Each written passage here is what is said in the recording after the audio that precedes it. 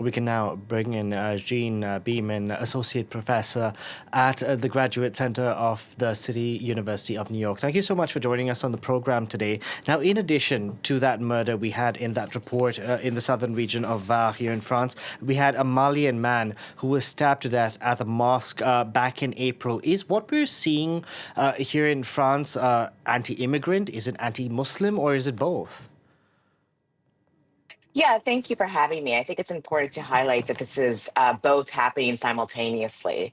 Racism in France has always been a question of anti-migrant bias and anti-Muslim bias. And unfortunately, what we're seeing now is just an intensification of that on all fronts. Over the past decade or so, since 2015, when we had, the flow of migrants coming in from Syria with the civil war there, we have seen the rise of the far right here in Europe. There is no far right government here in France, yet they hold significant weight. Polls show that the far right could secure the presidency in the next presidential elections in 2 years' time. We've heard things like there being a migrant invasion in France and other parts of Europe. Is this starting to incite violence, you think, this kind of rhetoric?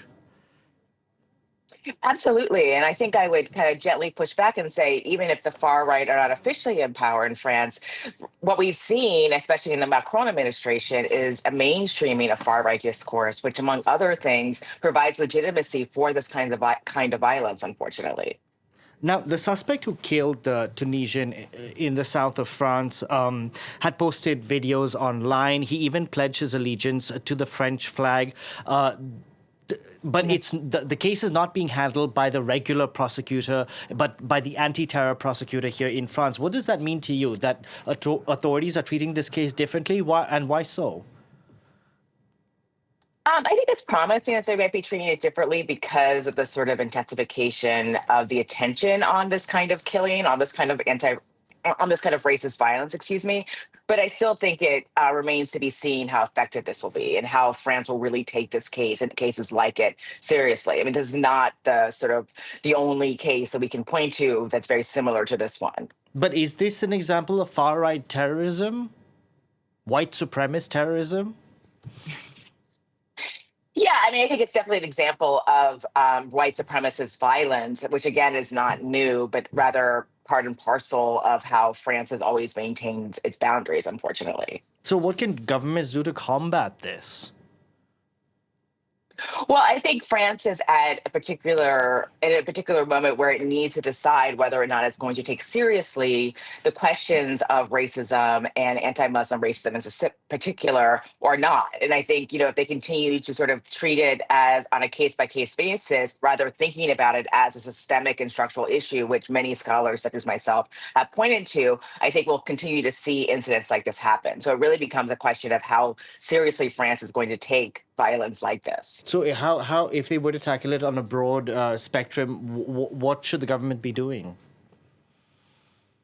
Well, I think there needs to be a recognition of the systemic nature of this kind of racism, not just as thinking about particular incidents or particular individuals, but rather thinking, why are some of these individuals empowered to enact this kind of violence, and from where does that come? I think these are the questions that France has never really engaged with. We have Donald Trump as president in the United States. Here in France, we know who's in the leadership. But right now, a lot of countries are grappling with issues of identity, whether it's in the United States, who is American, who is French, what have you. Does the fact that we have far-right figures in office complicate matters when we're trying to answer those questions? I think they complicate and also clarify, because I think part of the reason, or one of the many reasons, that people are drawn to far-right politicians is because of how they sort of frame migrants, they frame people of color, they frame racialized minorities as the enemy, as the other, and they provide a very kind of convenient scapegoat for people to try to make sense of their own difficulties. So I think it reflects the ways that people are drawn to these kinds of politicians, these kinds of ideas, in versus dealing with the actual problems at hand. Let's go back to what you were saying about how France can sort of tackle the problem. What should authorities be doing? Clamping down on free speech, on these videos that people are posting online? Because we see that in the United States it's a bit more different. Here in France, things are better policed. I don't know what things you think are better for police in particular, but I guess I would say that, I definitely don't think tramping down on free speech is ever the answer. I think it's rather thinking about what are the punitive measures that society, states can put in place when incidents like this happen, to sort of, among other things, create send a signal that this kind of violence is not tolerated or shouldn't be tolerated. Well, I think the problem is France has not done that in the past. but we've never had these sorts of deaths in the past either. These killings.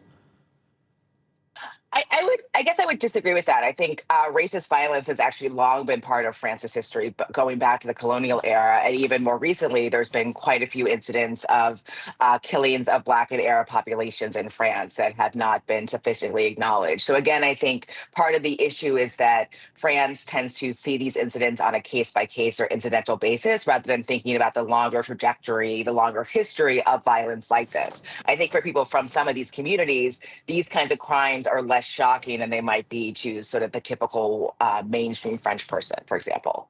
Okay, Jean Beaman, we're going to have to leave it there. Thank you so much for joining us on the program today.